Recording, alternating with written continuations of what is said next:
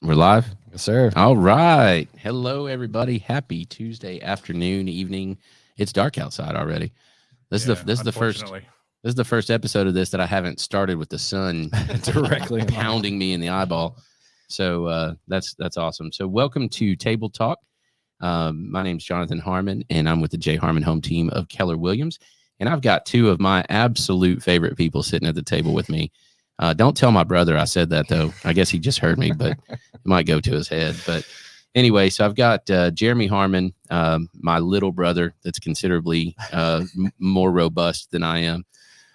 Husky. There you go. Perfect. And my buddy Frank Caperton that wears about 25,000 different hats. So I don't even know how to. It's just Frank. Just Frank. That's from Cars. Oh, that's Frank. There's Frank. Yeah. And we've got producer Trent has his own microphone. Yeah, I'm here. Outstanding. Hello, producer Trent. Hey, man. With Spread the Positive over there. We love Spread the Positive. We love us some Trent Denson. Yeah.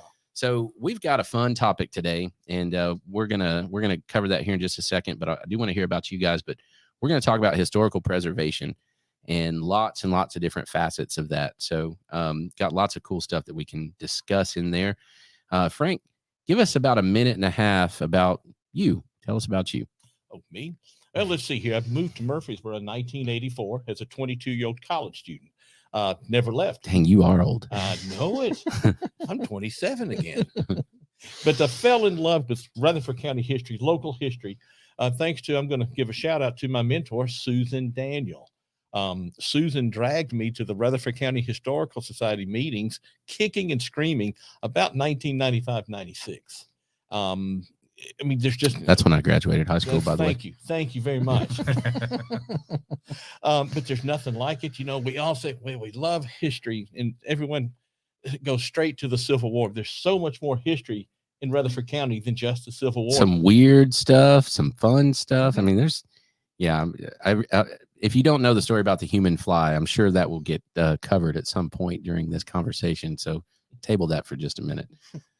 But, you know, let's go to a good example. When I moved here, traffic around the square yielded to Maple and Church Street. Really? Yes, the square yielded. And that wasn't that long ago. And you talk about sitting there watching people have wrecks all day long. I bet. Recreational. But they changed that, I think, in 1986. That wasn't that long ago. Interesting. That's history.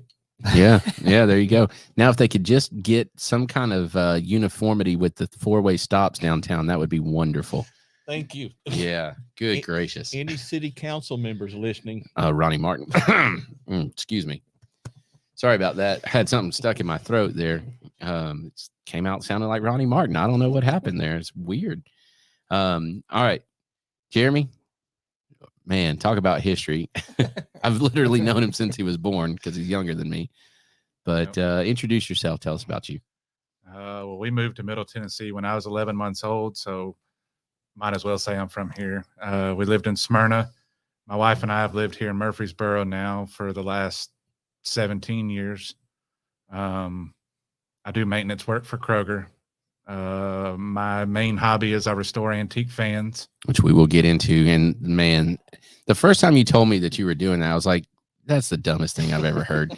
And then as I see you start to accumulate them and I look at them, you got some really freaking cool things that you've just found and discovered and brought back to life. And they're absolutely beautiful.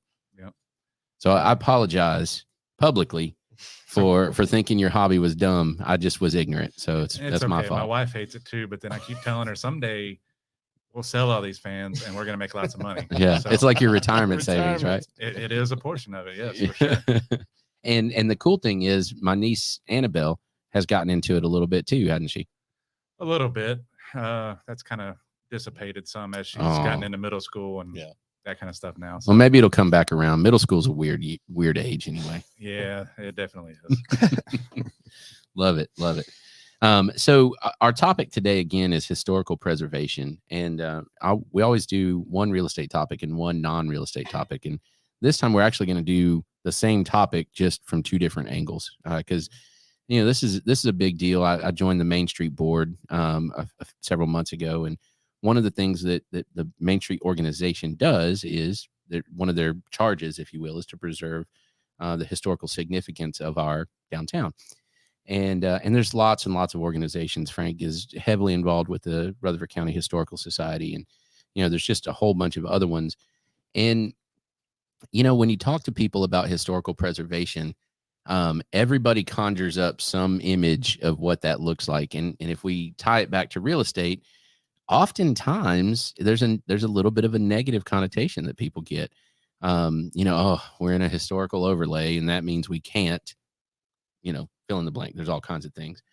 But I guess my question for you guys, we'll open it up, is why is it important, at least to you and maybe to society at large, for us to do historical preservation in the context of buildings and homes and things of that nature?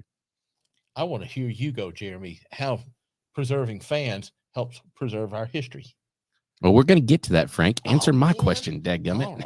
All right. Well, to me, one of the big things is that without history, people don't know where we came from. And so that's the big reason why I think it's important to save it. And when it comes to real estate, I mean, obviously it's a good thing that Murfreesboro is growing.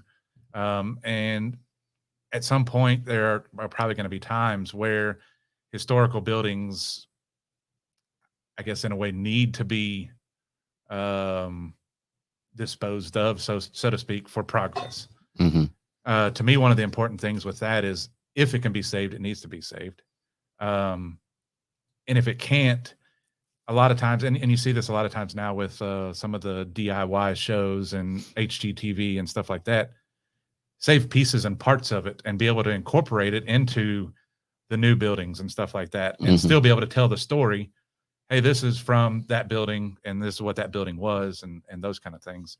I think that's a good way, and sometimes maybe to compromise on that. So, ladies and gentlemen, Cammie the dog making an appearance on Table Talk. Production assistant Cammie. Production assistant. Yeah, she's just smelling something she doesn't like. I don't know what it is, but right.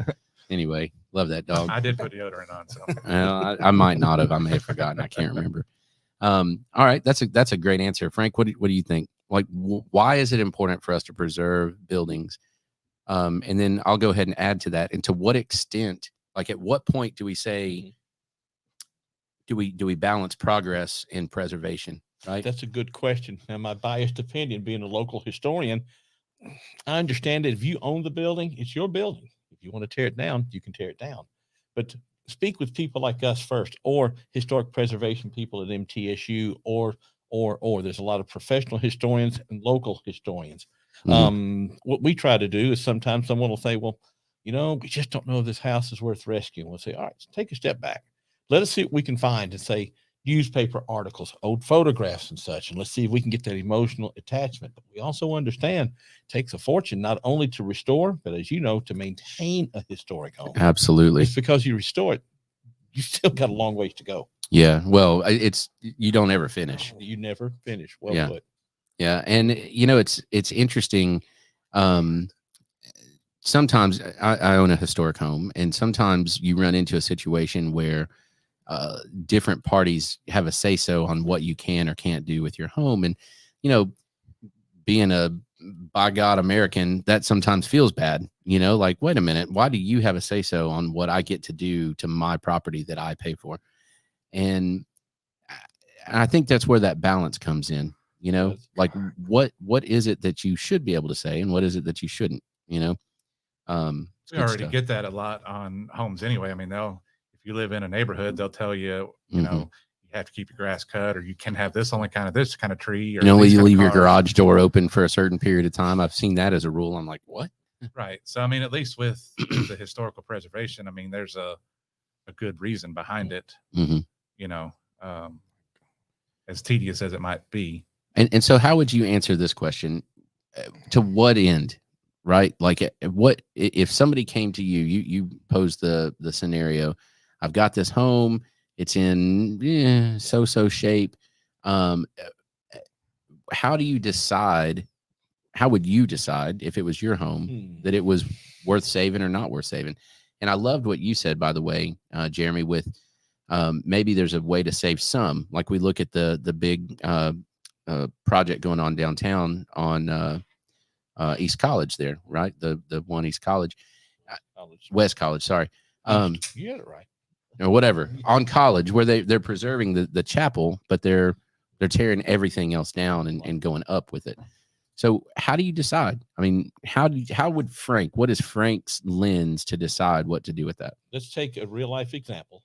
On the old Nashville Highway, just about half a mile past the battlefield on the right, if you're headed towards Smyrna, that house was built in 1918 by the son of a slave, Mel Malone. He never went to school a day in his life.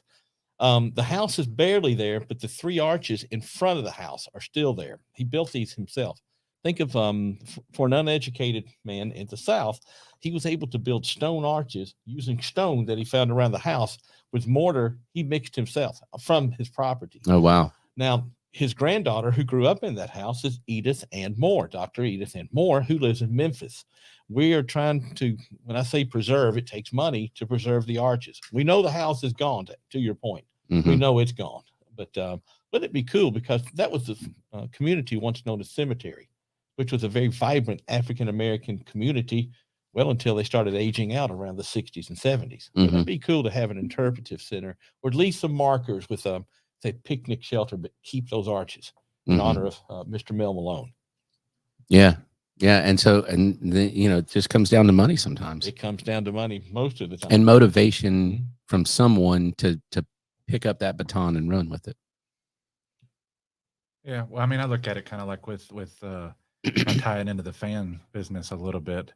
I'm more of a preservationist when it comes to the fans. Mm-hmm. A lot of guys out there, they want to completely tear them down and restore them and make them prettier and nicer than they ever were, even original. Sure. So for me, when it comes to the fans, I look at it as roughly a percentile.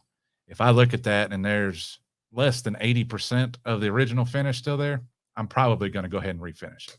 Mm-hmm. But if there's at least 80% of it, I'm going to try to save it. Even if it's kind of rusty or, something like that, I'm going to save it and keep as much of that original finish as I can. I think you can kind of take the same stance with some of these houses and stuff, and of course it comes to, money is definitely a part of it too.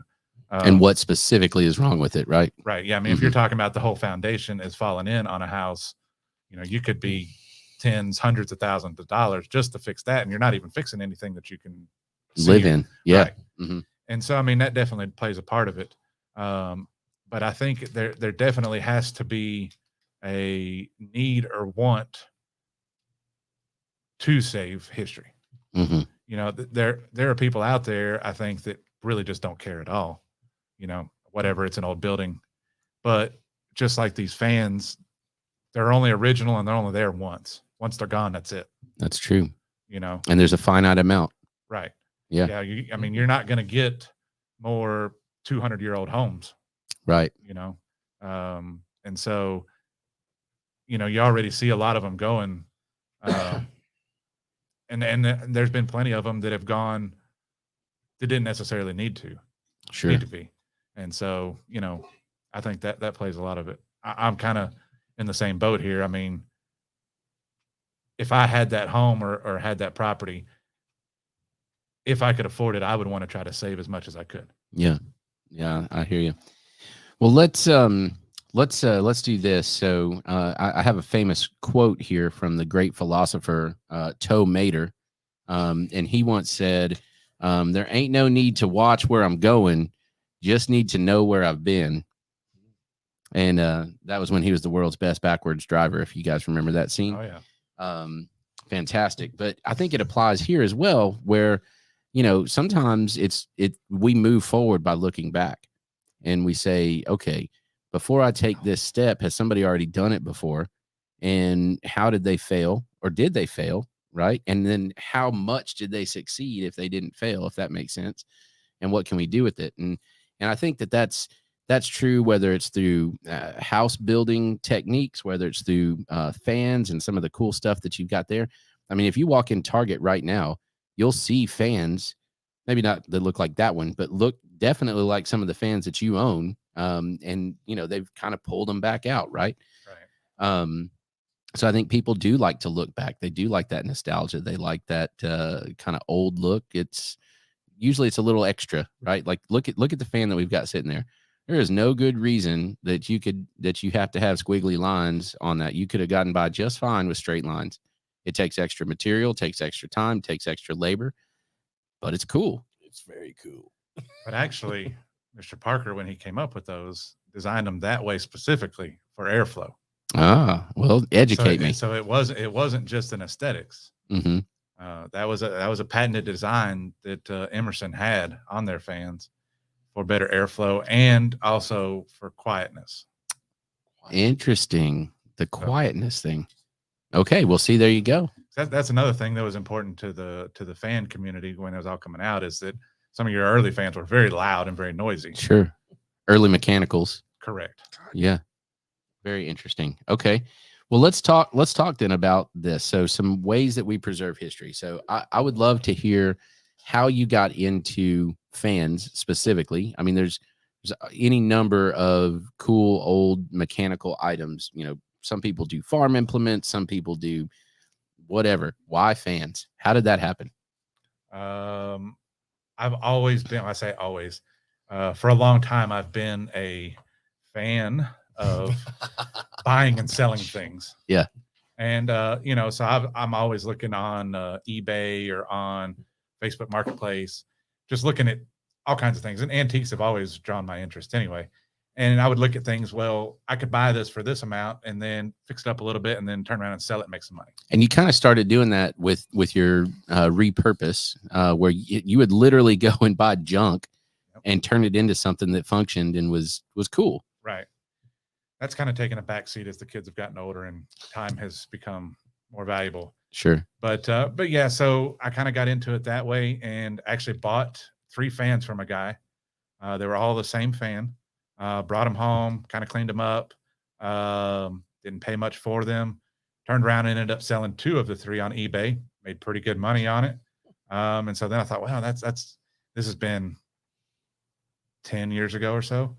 And I thought, well, that's good. I'll try to. I made good money on those and whatnot. And so that's where it just kind of took off. So it's, I don't know. But it's a whole community, which is interesting. It is. I mean, there definitely is. And I've discovered that as I've gone on. I mean, there's actually the Antique Fan Collectors Association, which actually has wow. a couple thousand members nationwide. There are some members worldwide. They have a huge meeting at different places over the country. I bet it's really cool in those meetings, isn't it? It is. It's called Fanfare. No way. It is. Long-term Nashville residents understand that joke. That's fun. But yeah, so they pick a city each year and they have a big meet. And then there's other meets throughout the year where just like-minded people get together, buy, sell, trade, talk about fans, but yes, there is quite a large community. So you're in a fan club. I am in a fan club. Yeah. We're all fan of fans. Yeah. That's awesome. Frank, what are some ways that you would advocate to people? Everybody kind of gets a little bit interested in history, whether it's their personal history, their family history, their town's history, their school's history. I mean, there's like everybody can kind of relate and they can kind of get into it a little bit. How are some ways that people can get involved and can work on preserving history without going to the extent of, rebuilding old fans or having these massive collections or stuff? What are just some ways that just your average Joe can, like some resources, perhaps? Yeah, or just like what can we do to preserve history? Of course, we ask that people reach out and join the Rutherford County Historical Society. It's cheap. It's $25 a year for the entire immediate family. Mm-hmm. Visit our website, rutherfordtnhistory.org. rutherfordtnhistory.org. There's about 2,200 stories on the website. They're not well organized. I know the guy that does the website. It's just a hodgepodge of stuff. But in the upper right-hand corner, it says search. You might search, maybe put in your address, maybe put in the name of the house or something, or the cemetery, or and see what you come up with. We also have a link to a county site that we helped about all about cemeteries. You click on that, and most of the information came from a book that was created by Susan Daniel. There's that name again, and former County Commissioner Ernie Johns. There is a lot of cemeteries in Rutherford County. They're over 1,100 right now. Wow. And they're adding more. When I say adding more, people will just find one. Yeah. It wasn't on this, what we call the survey. But you can type in an address, but it's best. I mean, pull up this map on your screen of Rutherford County with 1,100 little dots on it. So you zoom in and where you think, oh, wait a minute. Oh, wow. And it gets in. It'll tell you, was it a white cemetery? Was it a black cemetery? From where did they get the information? In 2014, they took 2 or 3 quick snapshots of each cemetery they visited. But before you go to cemeteries, get permission. If there's not an easement granted, you've got to ask, go up, knock on the door, whatever. Just don't go traipsing through someone's yard to get to that little family cemetery. Yeah, that could put you in it. You may be in it. Yeah, exactly. That's right. But other resources, of course, are the Heritage Center, which is run by MTSU. MTSU has historic preservation. John Lodel and the gang at the Rutherford County Archives at 435 Rice Street. Wonderful resources. So, well, tell me about what you know, because I read an article recently where there's a lot of work going on over at what's the big cemetery on Highland? I just went blank. Evergreen, Section M. Over there. So that's been a huge project that's been going on for a while now. And what is going on there? What's happening with Section M may have been a slave cemetery at one time. From the Oaklands. From the Oaklands days. Keep in mind the original owners, founders, or whatever of Oaklands, that was all their land. And after the Civil War, they donated that land to become the cemetery. It was a Confederate cemetery because you had the National Cemetery, which is Stones River National Cemetery. That was pretty much for federal soldiers, guys and gals that didn't make it back up north. So right. They created Evergreen to be its, I'm going to use the word counterpart. That may be a bit strong, but still. Okay. And this Section M, so what they've discovered is they found multiple graves in there that are not marked, basically. Is that accurate? That's accurate. And then, but there was a monument of sorts, a tin obelisk that had been erected to kind of commemorate the entire section. But it may have marked one grave as well, didn't it? Or I can't recall quite as well, but again, here's another resource: the African American Heritage Society of Rutherford County. Mary Watkins and her group do an incredible job preserving. And it's not just Black history. History doesn't know color. I'm going to quote Mary on that. But some of that's been lacking for well over 100 years until the last 15, 20 years. Sure. So yeah, it's just not in the record. So, when you find it, you got to add it to the record. Well, let's take this home I mentioned on Old National Highway, the Mel Malone place. Right now, there's a dispute. Let's just say that the people that own the property immediately to the north had their property surveyed, and the line goes right through Mel Malone's old house, built in 1918. Oh, wow. The survey marker goes through the door. And so that's kind of a dispute. But keep in mind, 1918, when he bought that property from so-and-so family, it was still the South. So there may have been something nefarious going on, or it could just be a survey error. Interesting. So, Jeremy, you brought some other artifacts with you, some postcards, some books, some different things, some first run printings and that kind of thing. How do you choose when you're looking specifically? What about an artifact says I need to acquire that? Well, for me, mainly, I'm interested in pretty much anything Murfreesboro related. Secondarily would be Smyrna and Rutherford County. And I like stuff that's unique. I mean, I've done enough looking and stuff over the years that I know what's common, and when something comes up, I know what's not common. And so that's the big thing for me, is just anything that's unique, that ties into local history. I have gotten interested in some of the Nashville history stuff, just because it's close by and it's a big city, and some of it's pretty interesting too. Sure. But a lot of what I'm looking for mainly is just usually Murfreesboro related stuff. Murfreesboro stuff. How do you gain the story? So, I mean, I know you bought postcards and you bought some stuff online, and you get the item. walk me through the steps that you go to actually get the story of what you've acquired.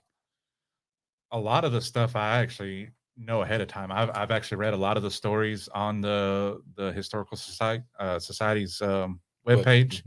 And then otherwise, some stuff, I mean, sometimes the people who are selling the stuff will give you some of the story, but that's not always accurate either because they may not necessarily know all of it. Sure. And so then it's just a matter of there's some Facebook groups. So like the photographs that I have here of a train wreck that happened just outside of Murfreesboro with an L&N train. There's a Facebook group. I think it's the historic pictures of Murfreesboro, photographs of Murfreesboro. I can't remember what it's called. I posted them on there to ask if anybody there knew about it. I did get some information from there. So that's a good thing. A lot of it's just knowing who to contact. Sure. Knowing the people that are in the know. Right. Yeah. And that's one of the things with the Historical Society. Every Saturday they get together and drink coffee and tell stories and tell lies and share pictures. And, there's a whole lot of, hey, does anybody happen to know? Yeah. There's a lot of conversations that start like that. Well, let's take a good example. What he's referring to is called Coffee and Conversation. We started that in 2016 because at my age, 27, I still recall when both my grandfathers would drag me down to the courthouse, in my case, outside of Amarillo, Texas, and also Columbia, Tennessee, kicking and screaming. I didn't want to go down there and listen to these old guys swap lies about World War II and Korea. Mm-hmm. But so we started something like that at the Historical Society, like you say, every Saturday, 9:00 to noon, 717 North Academy Street. The house was built in 1840. It's a very, very cool old house. It is very cool. It's best known as the Ransom Schoolhouse because for 32 years, I think, it was a private school run by the Ransom sisters. But what we do in there on Saturdays, if you got 5 minutes, if you got 3 hours, stop by or just call me. I got the keys to the place. We can give a private tour per se. But people come in. Recently, we had someone from John Dinkins from WGNS Radio challenge me to find the name of the Dinky Lane out past Walter Hill. Yeah. We can't find that. We are still searching. Help us find out the name Dinky Lane. Was it just a small road that was just named Dinky? Yeah. But there's no records as to how it was named. We even asked because people like Dr. E.C. Talbert stop by quite often. He's lived all 86 years in Rutherford County. He's like, I don't know. But it had to get a name somehow. It had to get a name somehow. And maybe it was just accidental. Who knows? That's fun. And so it comes down to just asking. And like you said, knowing who to ask. Cammie, you're fired. She's just trying to protect us. Got it. Hammy from Over the Hedge. Is that Hammy? Cammie. Cammie with a C. Yeah. Now let's talk about this real quick because this is super cool. You guys at the Historical Society, and then there's a few of our other friends that have participated in this as well.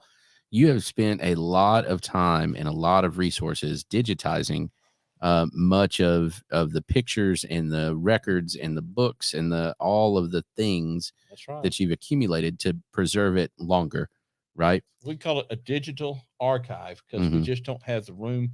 None of us get paid a penny. We're all volunteers. And what we'll do, let's say with things like this, we not only digitize it, we give credit from whom it came, such as a watermark, so that if it gets borrowed off the web, at least it has your name on it, and a courtesy of type thing.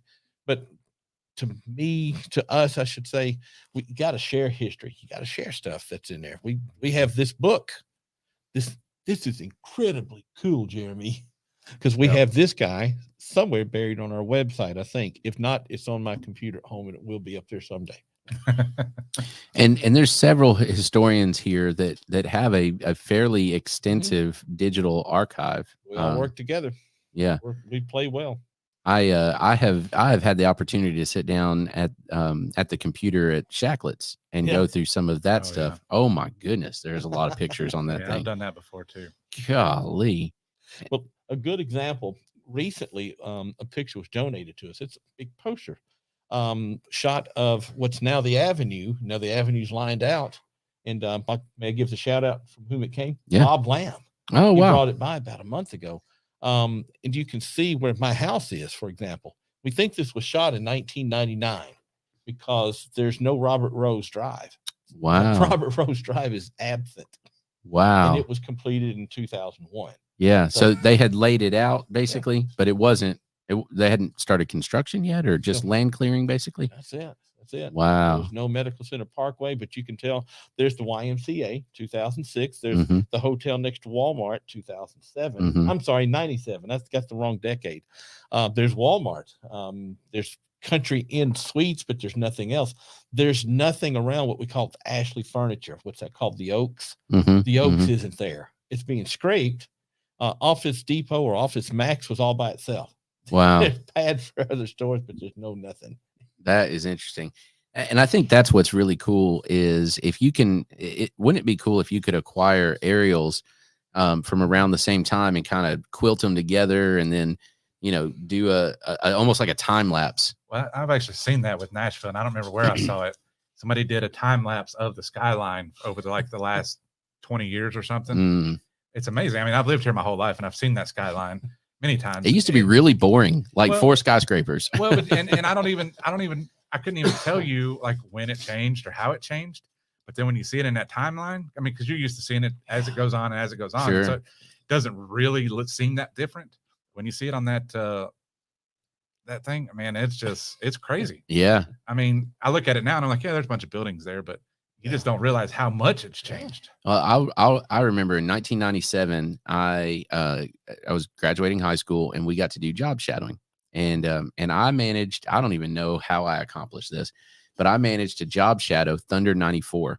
I don't know if you remember that radio station. Yep. Like that was the station, right? That is what we listened to. Yep. All the alternative. It was better than 102.9, at least in my opinion. Oh, I agree. And I got to go up there and job shadow Julie Foreman, who was the daytime DJ, and it was at the tip top of the LNC tower.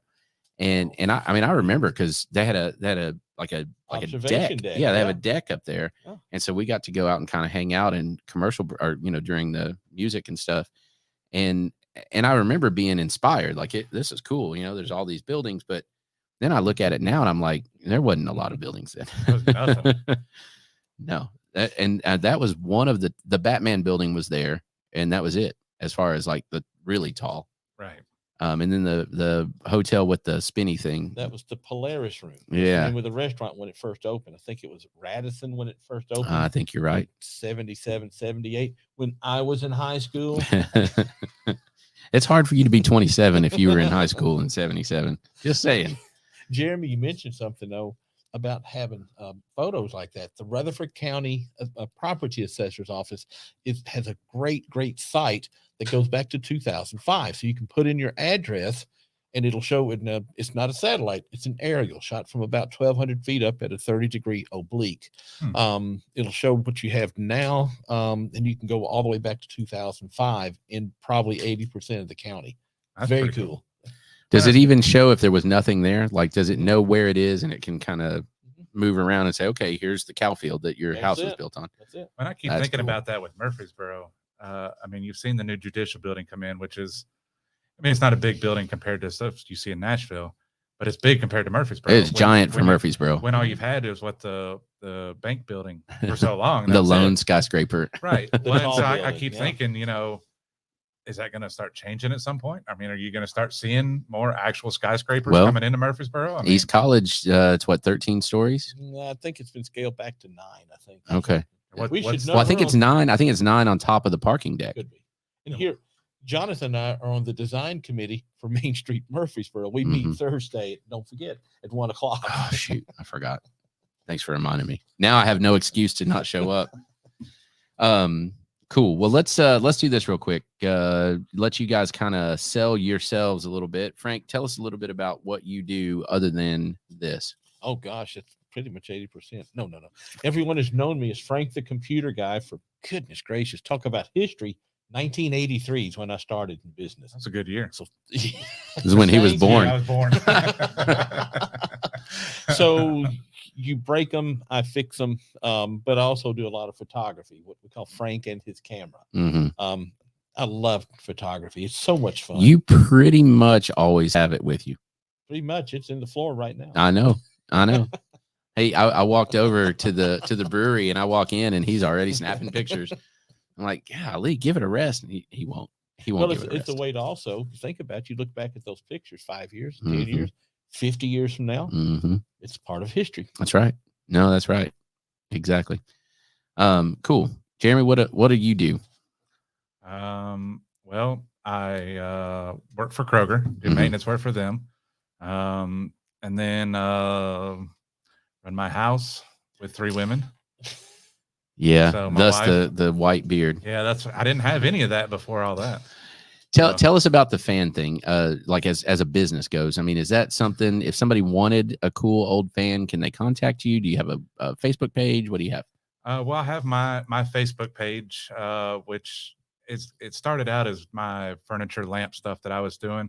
I've kind of converted it into fans and stuff too, and it's actually RE Purpose, but Purpose is spelled PURPOSS. Mm-hmm. Don't ask why. That's just what I thought would be cool at the time. But that's on Facebook, so you can go on there and see some of the stuff that I've built. You can see some of my fan stuff on there. And then as far as, I mean, I do restore fans for other people. The only thing is that I'm not real fast with it, just because life happens. Sure. But I've got a few people that I've restored fans where I've restored some lamps for people. They've got antique lamps and they need them rewired or something like that. I've done some of that. Any of that kind of stuff. About the only thing that I don't really do is radios. That's a whole other. It's a whole other ballgame. Yeah. But I have people. Yeah, there you go. And that's always been my thing. Are you going to do it? Are you going to start getting into vacuum tubes and all that stuff? No. My brain's already full of restoring fans, and that's good enough for me. Gotcha. That's cool. Well, guys, I appreciate you being on here. Anything else you want to kind of throw out there as a last thing about preservation, history, that kind of thing? Any words of encouragement? Like us on Facebook, Rutherford County Historical Society. Visit us at rutherfordtnhistory.org. Better than that, stop by one Saturday morning, get some free coffee and donuts, and share your local history. Or just listen. I mean, just listen to what's going on. I mean, I went in there. I spent 2 hours there one morning, and I think I said like 4 words. Yeah. And that's weird for me. It gets loud in there, doesn't it? It does. Because we get sometimes 25, 30 people going in about 10 different conversations. Yeah, it's very cool. Jeremy, you got anything? Cammy just spoke for you. Yeah, I was going to say, she beat me to it. I mean, my big thing is, it's just like with the fans and with anything else, is that A, it's only original once, and B, once it's gone, you ain't getting it back. That's right. Yeah. That's right. I love it. Guys, if you need anything real estate related, of course, give me a shout, jharmonhometeam.com. And we got lots of cool stuff going on. My friend Trent over there with Spread the Positive has lots of cool things going on. If you're a business owner, or at least somebody that keeps up with the financials of a business, and you want to get some exposure, some things that really makes an impact in our community, I would love for you to check out Spread the Positive and consider doing some underwriting, doing some sponsorship of some of the really cool things that we got going on. So check out Spread the Positive, see what all's going on there, and find some ways that you can really impact our community in a positive way by helping some of those be possible. That's all I got. Thank you so much for watching, and have a wonderful rest of the week. This is Jonathan Harmon with the J. Harmon Home Team of Keller Williams. Have a good one. Nice.